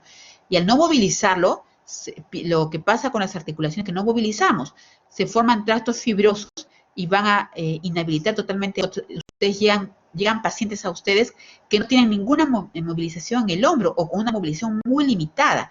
No pueden flexionar, no pueden extender, no pueden abducir, nada. Y eso se llama capsulitis adhesiva. En esos casos de capsulitis adhesiva es cuando en el intento de poder de repente mejorar, y muchas veces hemos conseguido, es que se infiltre en forma seguida, ¿no? Es una de las pocas patologías en las cuales infiltramos cada 15 días en 3 oportunidades y hemos conseguido en muchos casos recuperar a esos pacientes o por lo menos mejorar en parte la limitación que tenían. No debemos dejar que el hombro doloroso se vuelva crónico. La mayoría de los hombros dolorosos se resuelven solos. La mayoría de los hombros dolorosos, más o menos un 60-70% se resuelven solos. Son pocos los que llegan a ser crónicos, pero no debemos esperar más de 3 o 4 meses para solucionar un dolor de hombro, si no podemos tener complicaciones severas, como la ruptura de los tendones o la capsulitis adhesiva. Y ya en esas condiciones, la recuperación al 100% es muy, muy baja. Preguntas, chicos, sobre hombro. A ver, respiren un poco ahí para poder continuar con los reumatismos del miembro inferior. A ver, si tiene alguna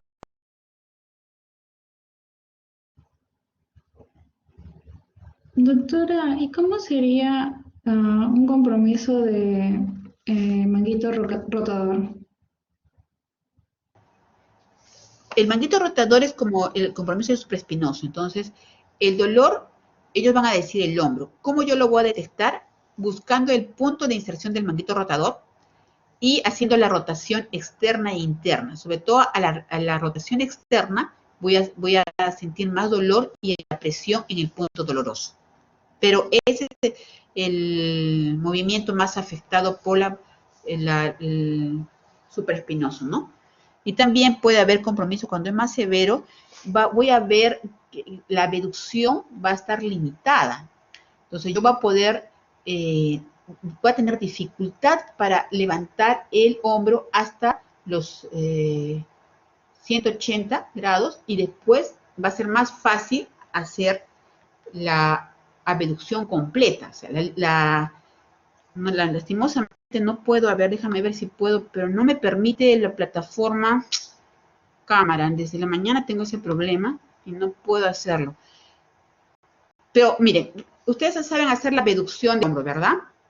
Entonces, cuando hay ruptura de supraespinoso, compromiso importante de supraespinoso, cuando abducen hasta hacer unas 180 grados con respecto al otro hombro, hasta ese movimiento no lo pueden hacer con facilidad. Pero de allí hacia arriba, para levantar totalmente y extender el hombro, ese movimiento sí lo pueden hacer. Y eso también es un signo directo de compromiso de supraespinoso. Entonces, rotación externa, rotación interna, sobre todo rotación externa, palpar el punto doloroso y en la maniobra que les acabo de mencionar.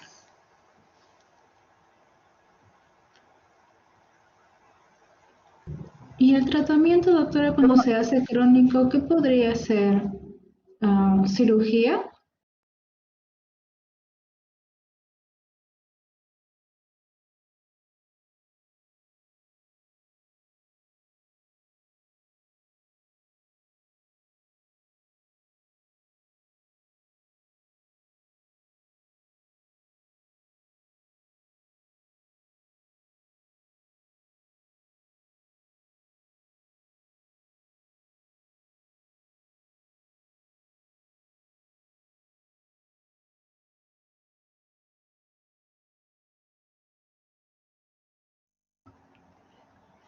¿Me escuchaste, Cristal?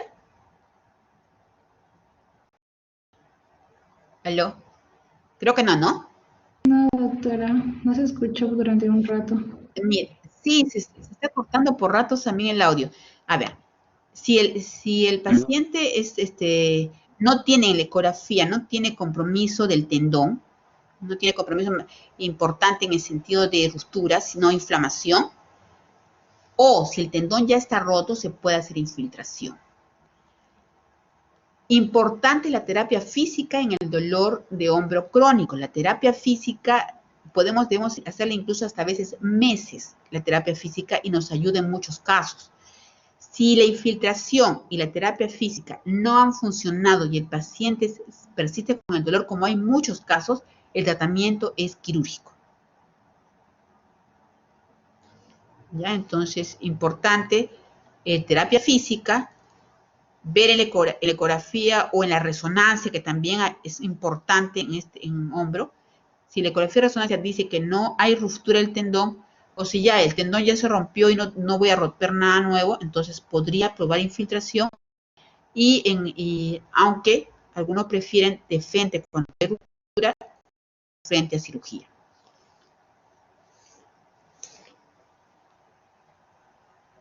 Depende de las condiciones del paciente. Hay pacientes que no tienen condiciones para entrar a cirugía, ¿no? También es importante. Hay que evaluar cada paciente. Hay pacientes mayores o que tienen muchas patologías y que entrar a una cirugía significa mucho riesgo, entonces se evalúa según eso. Si tengo un paciente al cual he hecho mucha terapia física y no mejora infiltrado, entonces sí tengo que, y no tiene riesgo para entrar a una cirugía, entonces en ese caso se indica la cirugía. También se evalúa según el paciente, Cristal, ¿no? Pero recordemos siempre, ¿no? Cuando es reciente, terapia analgésica, cuando terapia física, infiltración si está indicado y cirugía en los casos más severos.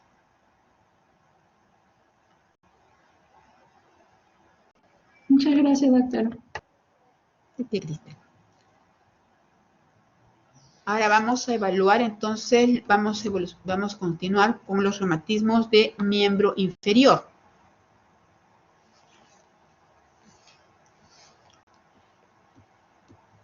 Bursitis trocantérica en cadera, bursitis anserina en rodilla y el túnel del tarso entre uno de los que vamos a ver a nivel de pie. Es importante conocer esta patología porque no saben cómo ayuda. Recuerdan que de repente en los reumatismos a nivel de miembro superior pueden ser más tolerados y pueden pasar más desapercibidos. ¿Por qué? Porque si el paciente le limita un poco las actividades que le produce dolor y sigue haciendo sus actividades. Pero cuando el compromiso es en extraarticular o articular en miembros inferiores, es mucho más complicado. Consideremos que el paciente no va a poder caminar, ¿no? Tanto en cadera, rodilla. Entonces, los reumatismos extraarticulares e interarticulares en miembros inferiores repercuten mucho más en la calidad de vida de los pacientes. Y, lógicamente, en la parte de cadera, con mayor razón. Entonces, vienen pacientes cojeando, que no pueden ya estar sentados, no pueden dormir en la noche, no se pueden echar para ese lado comprometido. Y no es un compromiso articular, sino es un compromiso extraarticular. Entonces, recordemos siempre, cuando hay dolor de cadera, pensar en la bursitis trocanteria o trocanteritis en la cadera. Es un reumatismo de partes blandas y más frecuente en la cadera. El dolor se localiza sobre el trocánter, en la cara lateral externa de la cadera, que aumenta con los movimientos. Es un dolor de tipo mecánico, ¿no? Es otra cosa importante para diferenciar en la semiología el dolor de tipo articular, extraarticular, este tipo inflamatorio y el extraarticular es de tipo mecánico, sobre todo al inicio del cuadro, ¿no? Porque cuando ya es crónico a veces ya no podemos hacer esa diferenciación, pero al inicio del cuadro es el dolor tipo mecánico. A ver.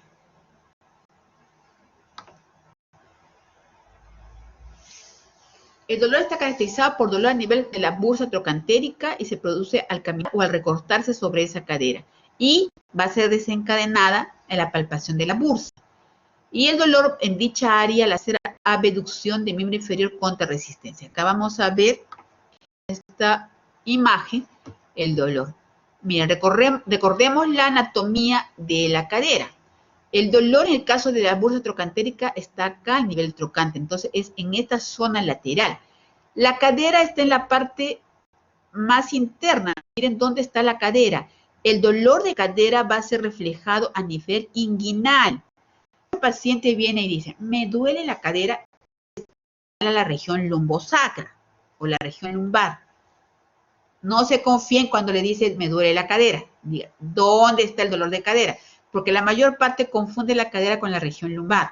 La cadera se proyecta a nivel de la región inguinal, chicos. Aquí, siempre recuerden dónde está anatómicamente la cadera. En cambio, la bursa trocantérica es la parte lateral, ¿ya? Remarcamos que si el compromiso a nivel de la cadera va a ser a todos los movimientos de la cadera. En cambio, acá no. Sobre todo es a la abducción y con resistencia, ¿no? Vamos a ver al examen físico. Aquí tiene a un examinador señalando la zona de la bursa trocantérica. Y se cuando usted la examina y el punto específico del dolor. A veces puede, cuando hay dolor, puede ser un poco irradiado a las regiones laterales o cercanas a esa zona, pero esa es la localización de la región de la bursitis trocantérica. Mencionaba una maniobra en la cual lo que se hace es pedir en esta posición al paciente que levante la pierna en forma lateral, ¿no? Que abduzca. Y le ponen resistencia a la abducción en la parte distal de la pierna y va a producir dolor en esta zona. Es mucho más sensible esa maniobra. Entonces, le pido que el paciente abduzca, levante la pierna y le pongo mano resistencia para que lo haga. Y localiza el dolor en la región trocantérica. El tratamiento también en esta zona, si es agudo, los antiinflamatorios, los analgésicos, luego si necesidad de terapia física y la infiltración. Más bien, acá el tratamiento quirúrgico generalmente no es necesario, ¿no? Aquí vemos, miren cómo se puede infiltrar la región trocantérica de diferentes ángulos, a veces lo hacen también en abanico.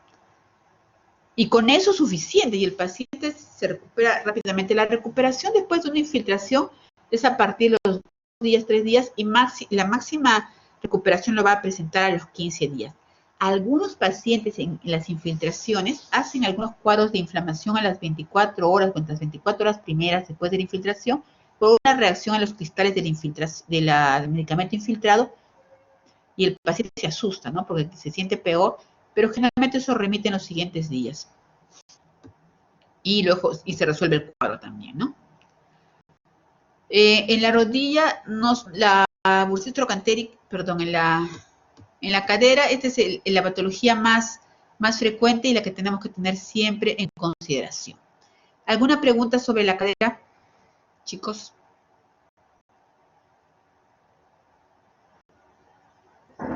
No, doctora. Ok. Vamos a pasar entonces hacia la rodilla, ¿ya? La rodilla tiene una serie de bursas.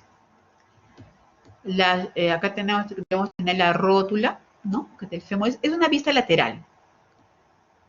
Entonces, ahí la bursa subcuadricipital, la perrotuliana, la posrotuliana, la adventicia, la profunda, la poplitea, ¿no? Pero la más importante que tenemos que tener en cuenta es la anserina. Esta es en la parte media de la rodilla, la parte interna de la rodilla. Esta es la bursa anserina. Como es lateral, estamos viendo por la parte interna. Recordemos que son una serie de bursas y entre los reumatismos que se mencionan a nivel de las rodillas, en primer lugar puedes tocar la bursa anserina, al quiste de Baker, vamos a ver también un poco de quiste de Baker, bursitis prepatelar, o sea, justo la bursa que está previa a la rótula, generalmente por traumatismos, ¿no? El síndrome de Piegin-Estieda y la ruptura del tendón del cuádriceps. Vamos a ver básicamente la bursitis anserina y el quiste de Baker. Entonces, es otra endosopatía, dolor persistente a nivel de la inserción de los tendones de la pata de ganso, semitendinoso, semimembranoso y sartorio. Y también se inflama no solamente la entesis, sino la bursa o bolsa que cubre la inserción. Por eso que es bursitis, a pesar que también hay compromiso de entesitis. O sea, no solamente es una bursitis de entesitis, pero se le conoce como bursitis anserina. El examen físico básicamente es la palpación de la zona que se produce un dolor intenso, solamente con una presión digital leve, ¿no? Es un punto doloroso.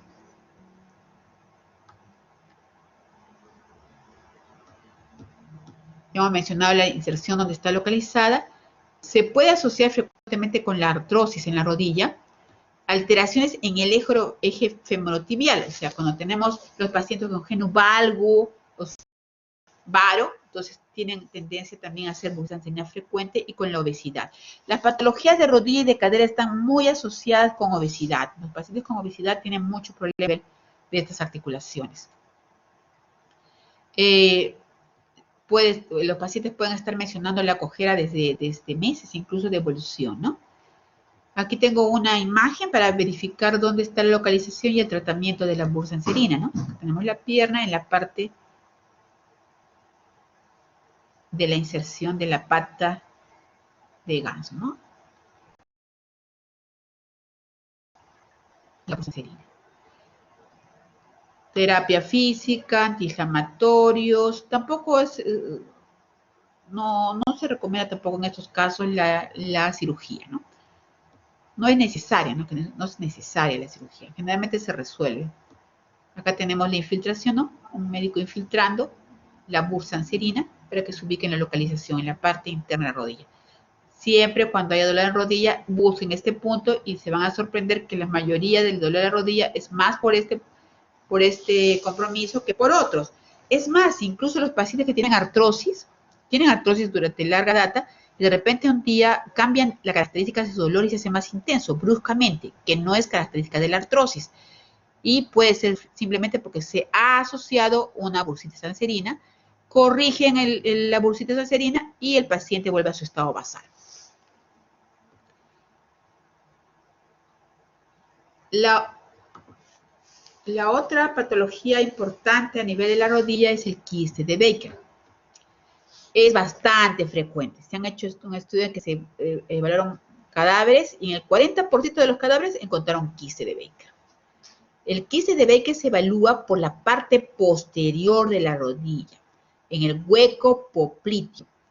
¿Qué se observa en esta zona cuando hay un quiste de Baker? Va a depender mucho del tamaño del quiste, lógicamente, ¿no? Se ve aumento de volumen de una masa redondeada que ocupa el hueco popliteo. Y es más evidente en la extensión forzada cuando el paciente está de pie. O sea, si el paciente está de pie y con la rodilla totalmente extendida, es más frecuente poder observar el quiste de Baker. Dependiendo del tamaño del quiste de Baker, cuando son muy grandes puede haber la complicación con la ruptura del quiste de Baker y causa cuadros semejantes a pseudoflebitis. Entonces, a veces les da la impresión que hay una trombosis venosa en la pierna y con aumento de volumen en la torrilla. Pero allí yo tengo que ir muy específicamente a la anamnesis. El quiste de Baker, cuando se rompe, es un cuadro sumamente agudo y generalmente el paciente menciona alguna actividad en la cual tuvo que doblar y hacer esfuerzo con la rodilla. Por ejemplo, hubo una paciente que mencionó, estaba tranquila y cuando subía la combi, al levantar la pierna y al tratar de subir, sentía el dolor intenso y se me hinchó la pantorrilla, ¿no? Entonces, ese antecedente hay que buscarlo para diferenciarla de una tromboflebitis, por ejemplo.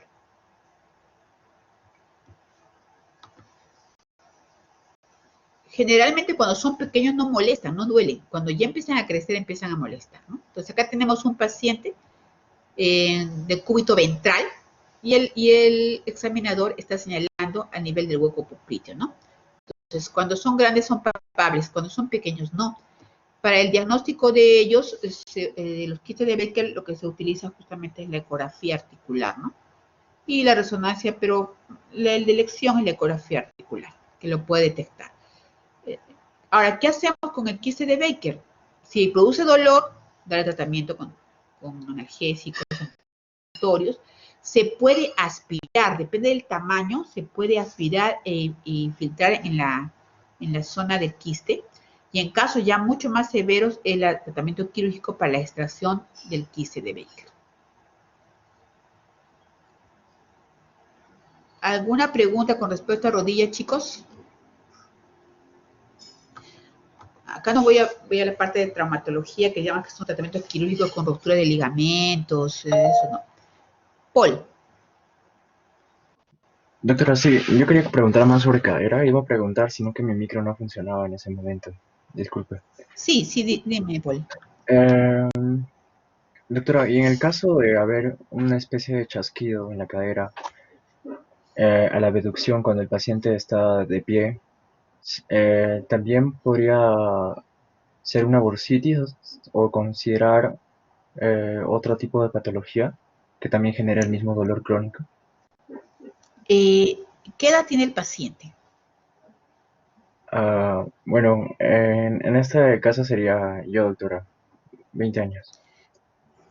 Ya, Paul. Mire, cuando hay chasquidos hay que evaluar, no creo que tenga que ver con la bursitis trocantérica, no tiene que ver nada con los chasquidos, ¿no? Porque consideramos que es algo extraarticular. Los chasquidos pueden ver con la parte de la cadera misma, o sea, la articulación, que puede ser dos cosas. O hay alteración en los ligamentos de la cadera y hay que descartar si no hay patologías de formación, ¿no? En lo que es esta patología de mala formación de la cabeza del fémur, que se me dio el nombre ahora, la displasia congénita de cadera. Eso hay que verificar, ¿no? Porque esas patologías hacen chasquidos a la reducción, a la rotación. Entonces habría que ver eso, y si no hay nada de eso, a veces lo que pasa es que hay, ¿cómo son tus ligamentos? ¿Sufres de hiperelasticidad? ¿Te has observado, por ejemplo, si puedes dorsiflexionar la mano, la muñeca en forma más abierta, más difusa que tus compañeros? ¿Tienes hiperelasticidad articular, sabes? No, doctora, incluso un poco más cerrada, diría yo. Es como que mis músculos fueran bien tensos. Ya, porque habría que ver a la hora eso, ¿no? Los ligamentos, a veces hay chasquidos simplemente porque hay ligamentos un poco laxos, entonces entra y sale, pero lo principal que había que ver es que si no hay alguna alteración de luxación de congénita de cadera, pero no tendría que ver nada con la bursa trocantérica. Entonces hay que evaluar básicamente por qué, porque si hay chasquido, de repente tu cabeza femoral está saliendo un poco de su lugar, y eso es lo que hay que evaluar, si hay una luxación o no luxación de la cadera. Pero no tendría que ver en lo absoluto con la bursitis trocantérica, porque no está localizada en la región de la cadera y el chasquido es producido por el examen físico de la cadera. Pero, ¿y en este caso qué tipo de examen Sí, auxiliar Paul. serviría? Sí, el examen auxiliar, ¿qué tipo se podría hacer en Primero este una caso? radiografía de cadera. Hay que evaluar la radiografía de cadera. Primero hay que ver, porque las displasias de cadera, hay personas que no se dan cuenta que tienen displasia congénita de cadera hasta que son adultos. O sea, a veces se pasa ese diagnóstico, ¿no? Entonces es importante, si tienes ese problema, mejor que te des una radiografía de cadera. Está bien, doctora, muchas gracias. ¿De qué, Paul? ¿Alguna pregunta más, chicos? Doctora, yo quisiera preguntar con respecto a la rodilla, ¿cómo podemos diferenciar si la paciente tiene solo artrosis o también está acompañada de la bursitis ansérica, creo que mencionó? Anserina, ¿no? A ver, la artrosis es una patología crónica, ¿ya? Y la artrosis es una patología, osteoartrosis, osteoartritis, que se utilizan como sinónimos, se presenta generalmente a partir de los 40, algunos dicen 50 años, y se caracteriza por el desgaste del cartílago articular. Entonces, esta es una patología degenerativa que se inicia en el cartílago. Por lo tanto, es una patología muy insidiosa. El dolor va a ser progresivo durante años. El paciente al principio va a decir, me duele la rodilla solo cuando subo o bajo escaleras, pero después no me pasa nada, o me dolió cuando corrí mucho, o me dolió cuando hice mucho esfuerzo. Entonces va a ser un dolor al principio muy intermitente. Con el tiempo, el dolor tipo mecánico, el dolor va a ser un poco más frecuente, pero eso, para que eso suceda, pasan bastantes años, ¿no? 3, 4, 5 años, de repente mucho más.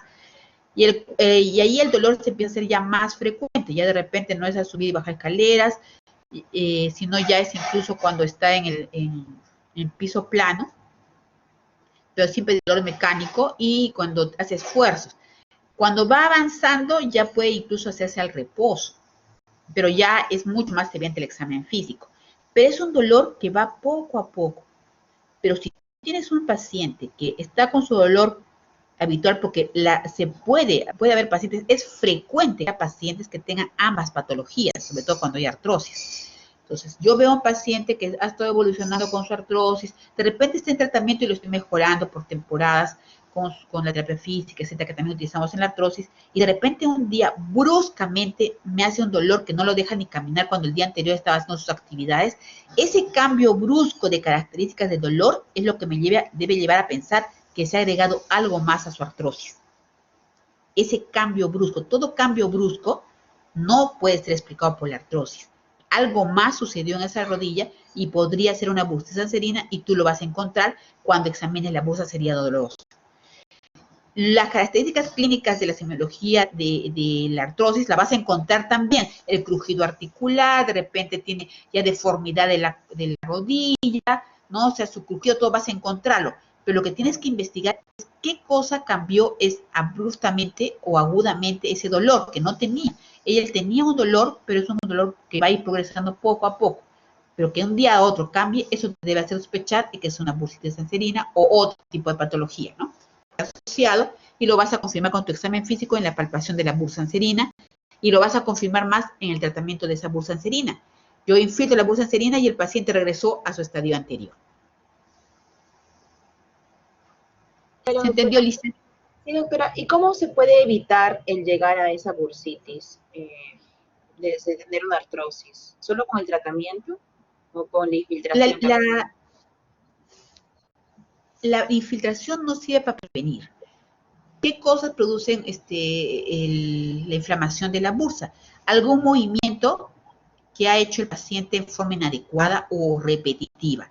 Entonces, como toda entesopatía se produce por traumatismos a nivel de esa inserción, los movimientos que haya producido la inflamación de esa zona es porque ha hecho algún movimiento repetitivo, de repente subió muchas escaleras, o de repente tiene una alteración importante de genu-valgo y genu-varo, que ya está llegando a su límite, también produce inflamación, o el día anterior caminó más que lo que sabe caminar habitualmente, entonces algo lo desencadena. ¿Que se pueda prevenir? Bueno, a ver, yo podría prevenir en el caso, por ejemplo, de que un paciente tenga genu-varo o genu-valgo y que sea severo, tratar de corregir eso, ¿no? Me va a aliviar la posibilidad de prevenir una bursácemia futuro, pero así prácticamente de una forma de prevención no es, porque va a resultar de un traumatismo de la vida diaria, ¿no?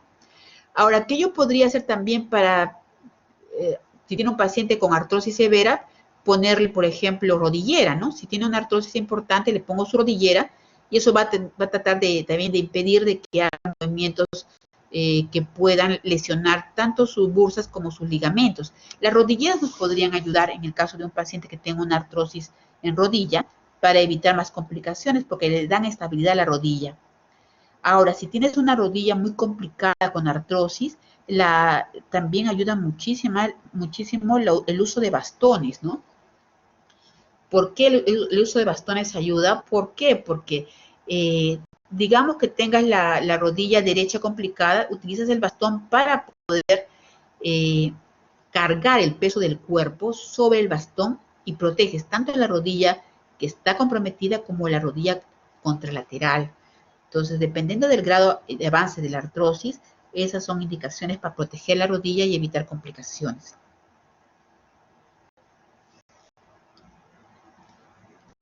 Doctora, gracias. ¿De qué, Alicia?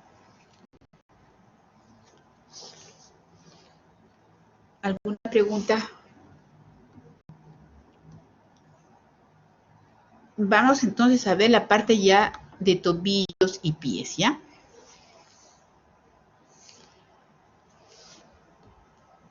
En tobillos y pies vamos a tener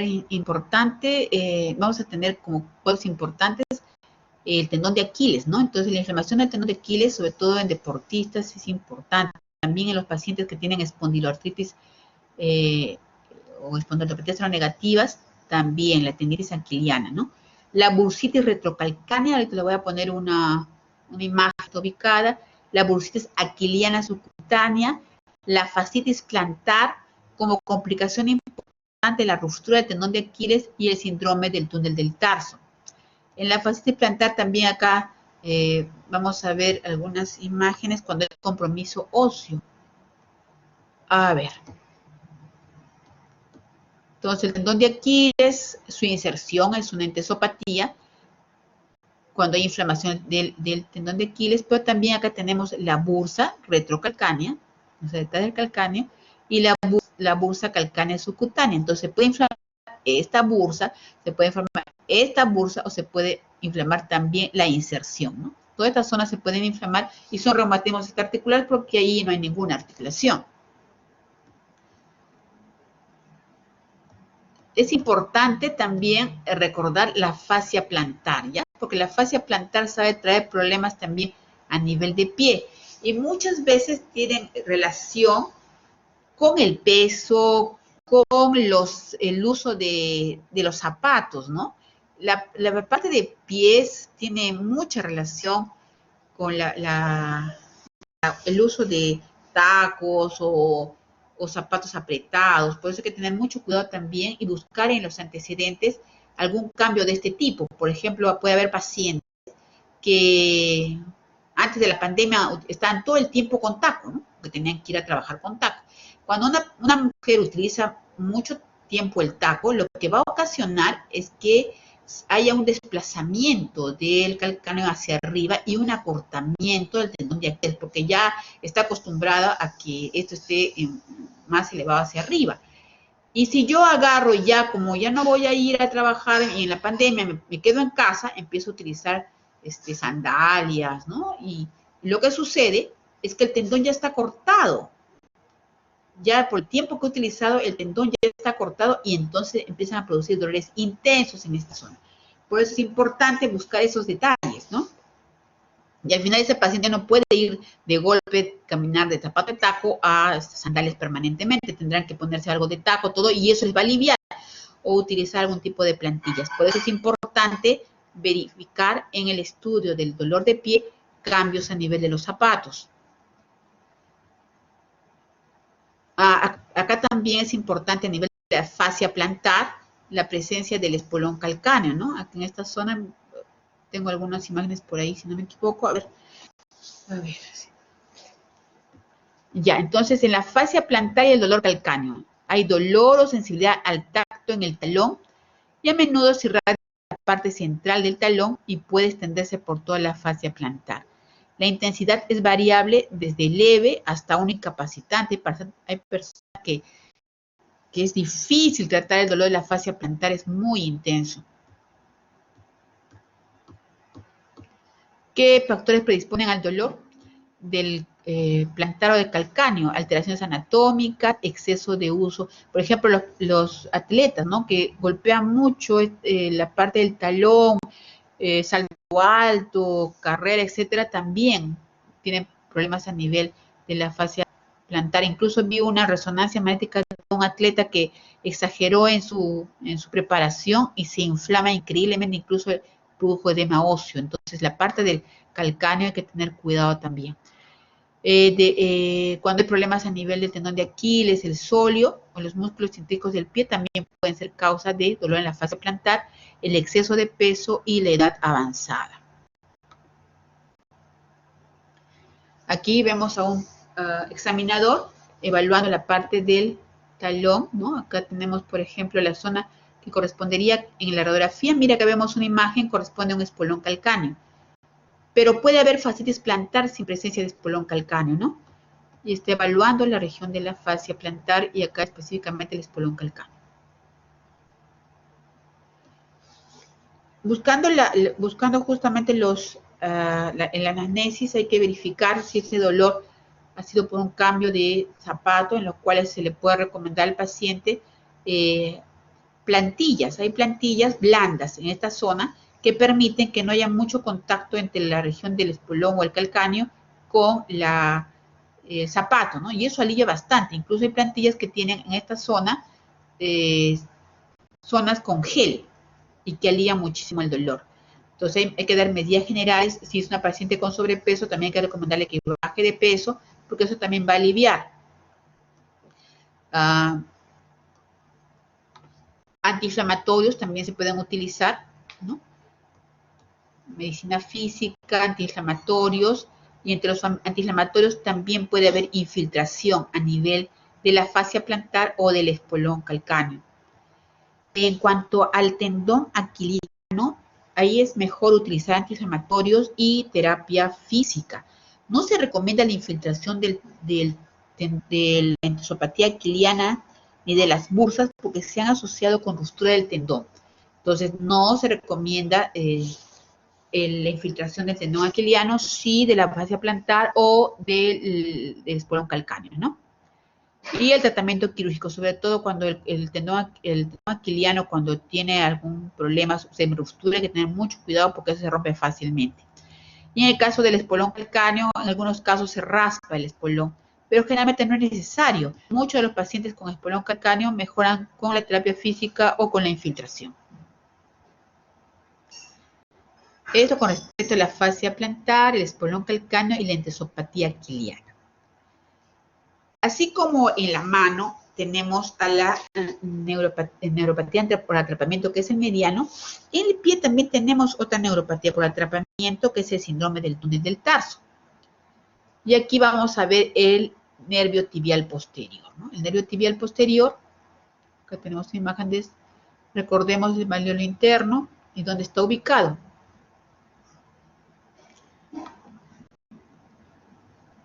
El compromiso por atrapamiento del nervio tibial posterior es a través del canal que corre por debajo del malleolo interno y cerrado por arriba por tejido fibroso, y cómo se manifiesta con disestesias o quemazón de los dedos, la planta o la cara interna del pie. Entonces, básicamente la distribución del nervio, ¿no? En el tibial posterior va a dar su sintomatología. Y la sintomatología más que todo es sensitiva. No es como el piano que tiene también motora. En el caso del síndrome del túnel del tarso, tampoco es recomendable la infiltración. Hay que verificar los zapatos, de repente está comprimiendo más en esa zona y necesitamos un zapato más holgado. Terapia física también es importante. Los tratamientos antiinflamatorios.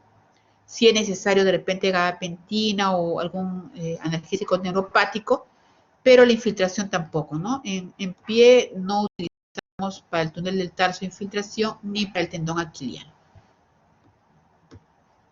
Bien, chicos, ¿alguna pregunta hasta aquí? Son varias patologías extraarticulares. Les he traído las más frecuentes, creo que son las más importantes.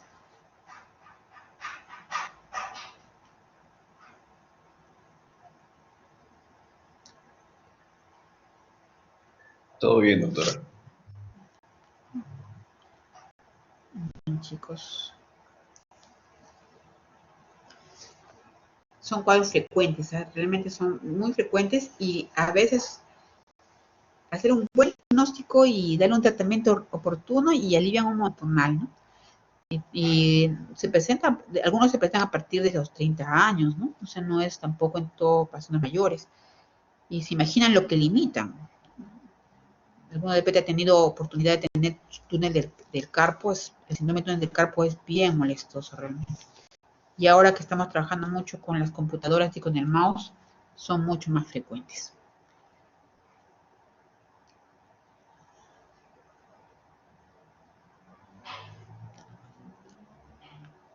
No hay dudas más sobre los reumatismos articulares. De repente alguna pregunta sobre algún otro tema que está pendiente o sobre actividades que estamos realizando. De repente tienen alguna duda, algo para poder solucionarlo ahora, chicos.